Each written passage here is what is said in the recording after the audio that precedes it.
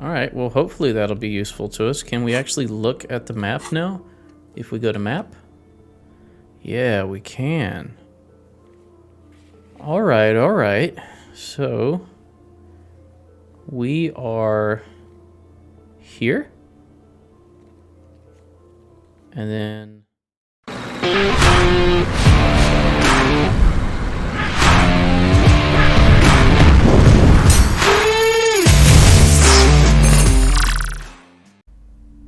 Hey everybody! Charlie902 here, and welcome back to Disco Elysium. When we last left off, we were inspecting the inside of this bookstore, and we will continue.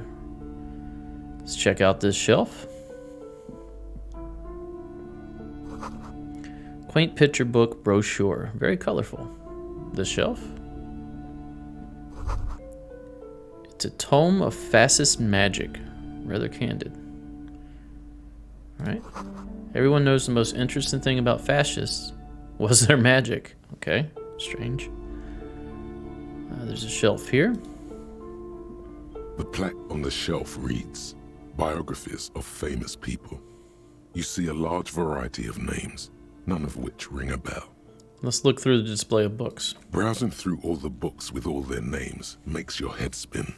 None of these seem important or relevant. It's all just vapid egoism. Exactly. Suddenly, a particularly odd title catches your eye. It reads, High Speed Love, the tragic true love story of Jacob Irv and Alfie Delatraz, by one Cecilia Averbrook. High Speed Love. Why would that catch my eye? High Speed Love chronicles the romance between two of the finest tip-top tourney racers in history. One of them is the madcap driver, Jacob Irv.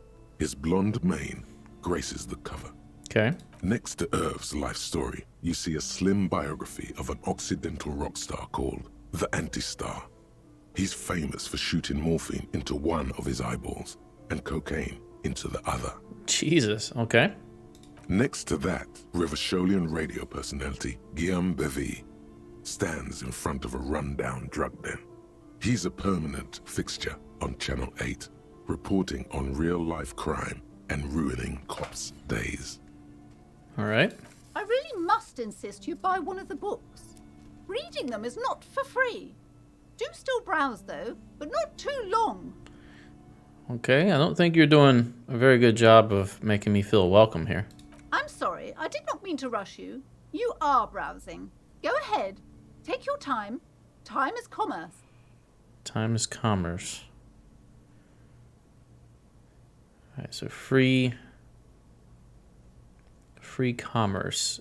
Is that the current ideology that kind of is not really working for this society? Storekeep, anything of note in this shelf? I would say... the greatest innocence. Yes, most certainly. It's an important educational tool, delving into the depths of history, religion, and their relation to innocentic power. Who or what is an innocence? A very influential historical figure. But surely I don't have to tell you that. You're a law officer, and law officers have at least some education. Yes, but I've forgotten everything, ma'am. The book is also very daring. The author aims to re-examine the universal understandings of the innocentic system, creating a fresh vantage point and a shift in the tired order of things. Innocentic system. I thought about which of these innocents is the coolest and greatest. Perhaps for a layman, deep analysis is necessary to peel back the multi-layered meanings. Okay. Do her words seem vague and abstract to you? Yes. She doesn't comprehend it herself. So you recommend it? Certainly. It's prudent for a person to have at least an elementary understanding of history and society. Imagine the chaos we'd be in otherwise. Fair enough. You feel like you should get this one. Definitely. It's important somehow. There's something personal inside. Man, I don't want to spend my money. But let's do it. Yeah, let's buy it. A true cultural touchstone. Enjoy the read. Leave. Hopefully we won't regret that. Let's look at it. We can interact with it now. Let's go ahead and do that. The Greatest Innocence by João Paulo Salomão Lopes de Fuego. The book is large and heavy. Let's crack open this immense tome. Browsing through the various chapters, you try your best to understand the ceaseless overflow, the sprawl of names, dates, places, events historical. Most of it ends up as a twisted mass of facts inside your brain.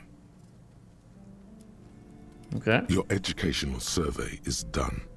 Did you catch any of that? No. Oh well, it's pop quiz time. Let's see what you've learned. This might take a few minutes. You ready? Sure, why not? That's the spirit. Here we go.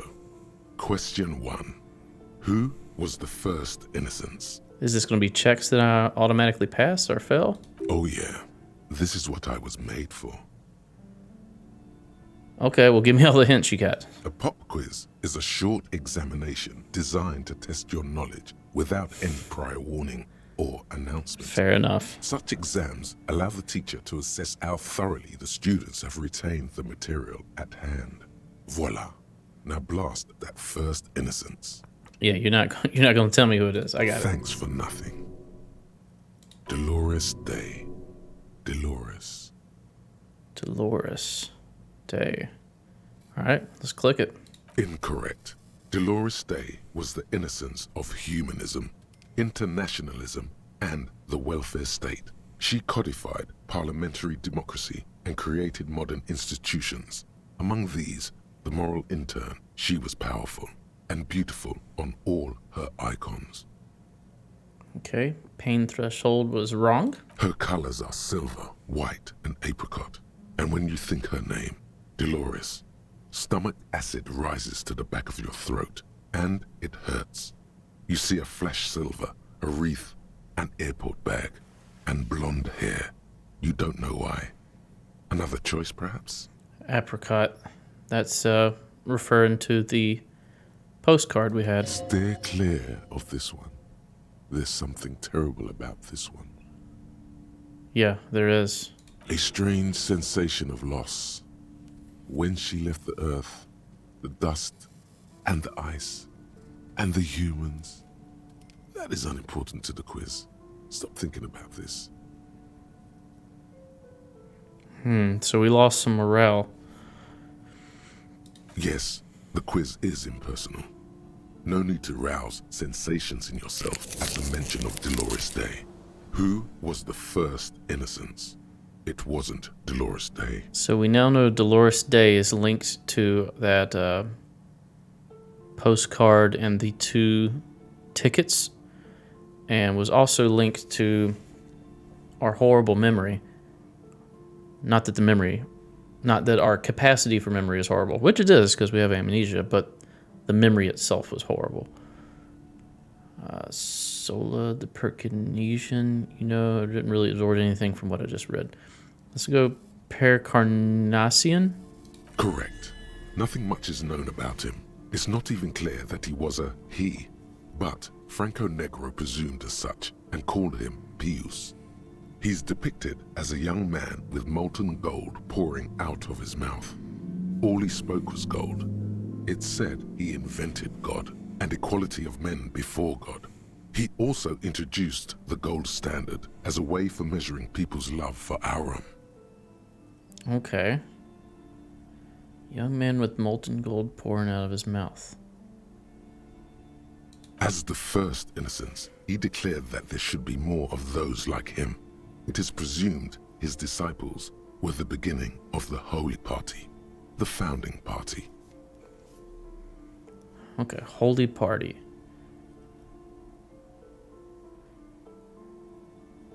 Okay. Question 2. Who was the strongest? Was the strongest innocence? Easy.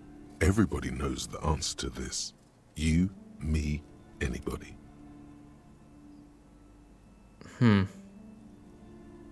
Sure, try again. I trust you got my back. And innocence is the highest category of historical personage in the world. a literal personification of history. Traditionally, an innocence, when anointed, assumes supreme rule over the Occident or the known world in general. At least, the parts that matter. Yes, so interesting, but I thought you'd give me the answer to the question. I can do better. Okay, so commonly, an innocence does not enforce his or her power through military power. This is seen as unnecessary. The innocence wins because an innocence can't help but win, for their deeds are inevitabilities. Did this help? No, that didn't help. Let's hit no. Damn. Great. Thanks, Encyclopedia. Dolores. All right, so Pain Threshold keeps thinking about Dolores. Dolores couldn't have been the strongest, though. I would say the Franco Negro? Correct. Named the innocence of militarism, he codified hereditary rule, but at the same time ended serfdom and established the Inter-Isolari Real as the global reserve currency. He also established the concept of the nation. Concept of nation and the real, which is what we currently use. Okay. Franco Negro attempted to solve the rising tensions between the aristocracy and bourgeoisie by building a unified society in which every man has a place and a mission, but at the same time may rise to nobility provided on the strength of his virtue. Okay. Question 3. Who was the false innocence? False innocence. Got it under control. No problem. Solid on this one. It's widespread historical information. Let's see what you got to tell us, Encyclopedia. Yes, there exists a group called the Founding Party, known as the Holy Party, during the time of the Pericarnacian. This, the world's oldest international organization, spends its time in search of either the re-emergence of the innocents or new members. Okay, so the Founding Holy Party are the ones who look for new innocents, or basically like our version of saints. Okay. We're going to sigh heavily because that doesn't help. There seems to be a mix-up with the sources. It's not my fault. Yep, it's your fault. At least it clearly wasn't Dolores Day. She wouldn't be false. She's beautiful. Kedra? Incorrect. Kedra is a large nation in the mid-northern area of the Mawindi Isola, north of the Occident, between the Ilmarin mountain range and the Pacific Mare Interregnum. Care to try again? Well, his name is Despicable? Stepan the Despicable?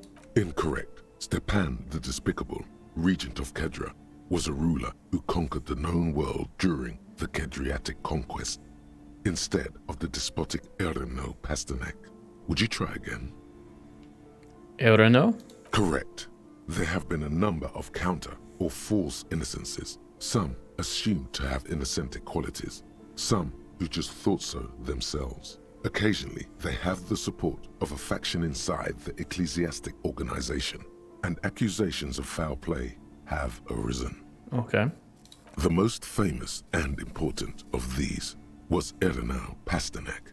He was into torture, despotism, hymns, cannons, and world conquest, but got defeated and humiliated by Stepan the Despicable of Kedra. Erino was false. Final stretch. You've come so far and learned so much. This is the most important one. Question 4. Who was the greatest innocence? The most important of them all. This will be Dolores. The most precious to humankind. I've got it. Honest. It's Dolores Day. Correct. The Mesk might see Franco Negro as the father of nations, but as of this century, there's been a great shift in attitude. Dolores Day has become widely regarded as the greatest innocence. A most radical change to the whole fabric of the world. Surely this is the lady that we knew personally, and what was it? betrayal was the big emotion. So she did something to betray us and or betray the nation and or betray our way of life. So we still got to dig deeper and figure that one out. Continue. Everything from inter-esolary travel to the connected world to 3 consecutive scientific revolutions can be traced back to her. Every decade that passes, she seems less human somehow and more beautiful. Okay. Congratulations on finishing the test. The results and your subsequent grade have been calculated. You get What do we get? a C, vaguely passable. A solid effort with nothing much else to show. Nice going, mediocrity man. Okay. You would have done better if you'd just left Dolores Day for the end. Dial the Dolores Day down a bit. Damn you, you arrogant book. What's going on with you? The book is unfair. Okay. You are shouting at an inanimate object, like a real weirdo. No wonder you seem to have trouble with the right answers. Let's put the book away. All right, now how did that help us? Maybe just the knowledge will prove useful later. It looks like we have a thought as well. Let's close this. Lonesome, long way home. Here we go. Home awaits. Walk past Station 41 and through the market, past the Boogie Street spearhead to the other side of the lake, the frozen eye at the center of the district. Then past the video rental store on the corner. There, at the end of a street lined with pine trees, a small house no larger than a matchbox. 11 Voyager Road. You no longer live there. Those times are gone. And so are those people. Why did you come here? Why are you still here? And where's the dealer? You have to get back to work. That's all you have now. Learning cap for perception has been raised to 5. Speed gives 1 psychic. Accept? Psyche, not psychic. All right, we've got...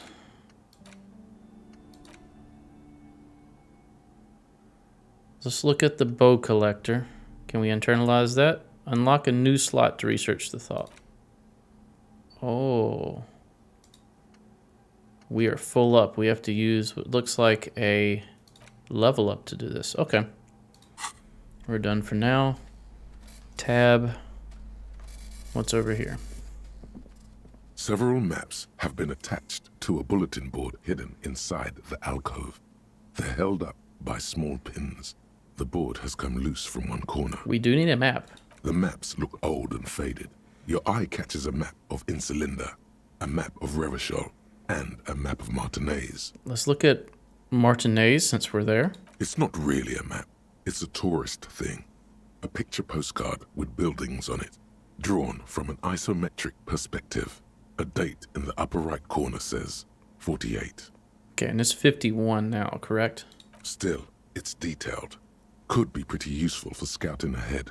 You see the jagged boxes of an industrial harbor, even the whirling in rags there. Look at the map of Revachol. The north coast of a verdant island is shattered by the delta of a river. It is the River Esperance. Countless bridges put the shards back together, connecting city blocks to river islands. La Delta says a great artificial heart in the center, teeming with life forms and construction.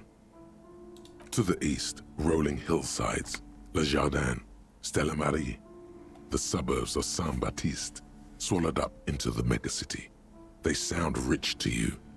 This is Revachol East. What's west? Hudon. It's somewhere to live. Not bad. Then there's Jamrock. It's bad. People shouldn't live there, but they do. Then Forberg. It's almost as bad and much larger. Then Coal City. It's the worst. Coal City is the worst. It's so small you can't even see it on the map. No, wait. There it is. North of Jamrock. The strip of coast next to the Greater Revachol Industrial Harbor. It looks downright despondent. It's almost Coal City, to be honest. Okay. No, This is somewhere to be. This is all you have. But it's still something. Streets and sodium lights, the sky, the world. You're still alive. Well, thanks, Volition. This large map displays archipelagos. You see a constellation of small dots on the light blue emptiness of the Insulindic Ocean. The largest in the northeast is La Caillou. You are here. Another, far away in the southwest, Seminese Islands, Ile de Fantôme. What else? Ozon, Laurentide, Fas Alamir, Archipelagos, North Arcade Islands, all just specks of dust on the vastness of the Insulindic. On the edges of the map, the color fades into a blur of dotted lines, black and white, disintegrating into mathematics. Mathematics. In the northeast, a dust mite stands on the north coast of Caillou in a bookstore. It's you. Ooh, I like that. Squint first. Can you see cities on the islands? You can. On Caillou, Revachol, a single black star. On Ozon, Fondelier, and Vilmandu. On Archipelagos, Croyan-Moran, Villiers. On Seminine, Olduvai, and on Laurentide, Deora of the Seven Seas. So we're on Caillou. 850 million people live on these little dots. An oceanic world of culture and commerce torn apart by history. What's at the edges? The ocean breaks apart into a tangle of cosines and azimuths, all pointing into pale nothingness. Windy is the north azimuth. Grad is the northeast azimuth. Samara is the east azimuth. Seo is the west azimuth. Isolas, they're called. Okay. Connections to other worlds. Words past the Insulindian, unknown to you. You only know you've never been there. Okay. Are they just pointing off the map, as in the map is not large enough to encompass them? Are they pointing to different dimensions? Are they pointing to... Who knows? I guess we'll have to find out. You have little idea what they are. Distant stars, gods, but looking at them makes you feel almost non-existent. Whatever they are, the Isolas are immeasurably large compared to you, and very, very far away. Continue. Perhaps they are gods, gods of distance and outer dust. Can I purchase these maps? I'm sorry, officer. The map of Martinez is the only one available. The other two are not for sale anymore. And besides, you could scarcely afford them. How do you know what I can afford? They're quite valuable, though they might not look it.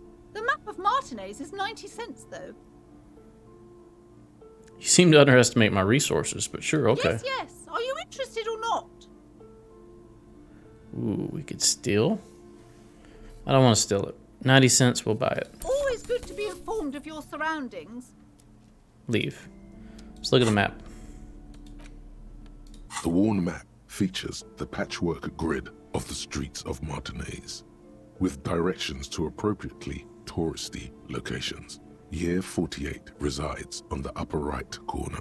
Trace a path through the grid. Your finger moves through the various streets, across Rue de Saint-Ghislain and Rue Saint-Sipar, over Saint-Brun and Martinez North. Continue. Finally coming to a halt on the spot where you are currently standing, although the map gives no such indication itself. Okay. All right, well, hopefully that'll be useful to us. Can we actually look at the map now? If we go to map?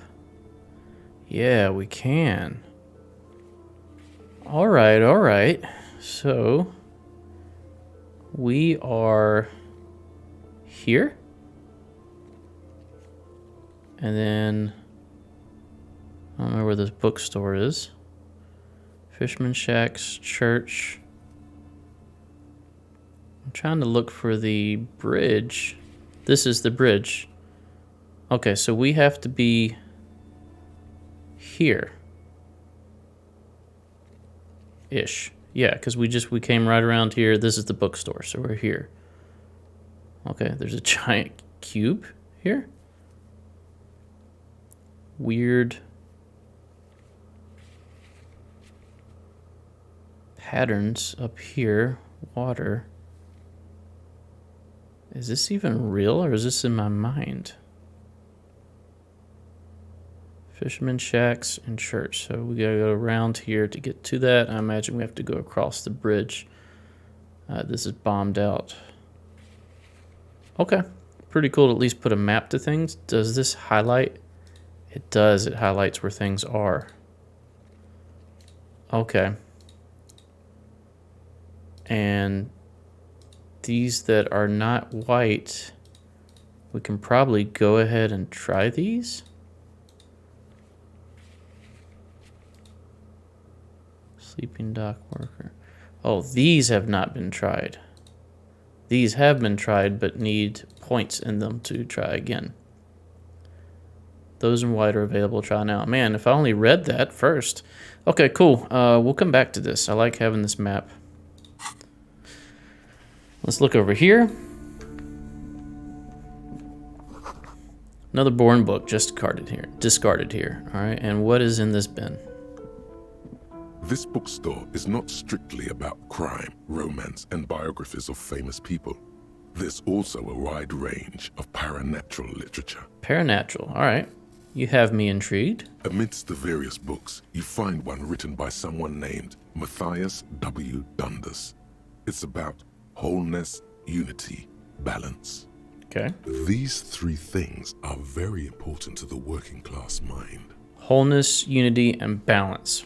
Very important. The point of the book, and many others on this shelf, is to give people medicinal advice in situations where they don't have access to paid health services. Alternative medicine. How does that work? It serves platitudes, while also telling everyone that traditional medicine, the kind people don't have access to, and which costs more than this book, is garbage, and would only give you cancer anyway, without even curing your cold or anything.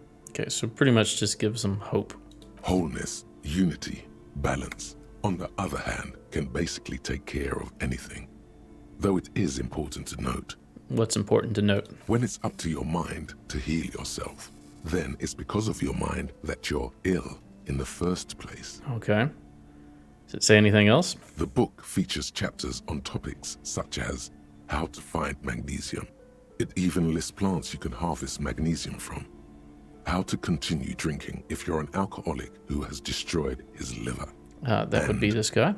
There's even a chapter on the ancient Seraise tradition of using duck gallbladder preservatives to treat and prevent sexually transmitted diseases. Pre and post factum apply. Nothing worth buying. Storekeep, what books are these? Sir, please, no browsing in that shelf. That wisdom is not for free. Wisdom. I can't have you end up, like, opening a police store next door and stealing my customers. Oh, no. Okay, so she apparently values this wisdom. All right, I think that's everything up here. Let's head down to... She's got a curtained off area back here. We want to look at that.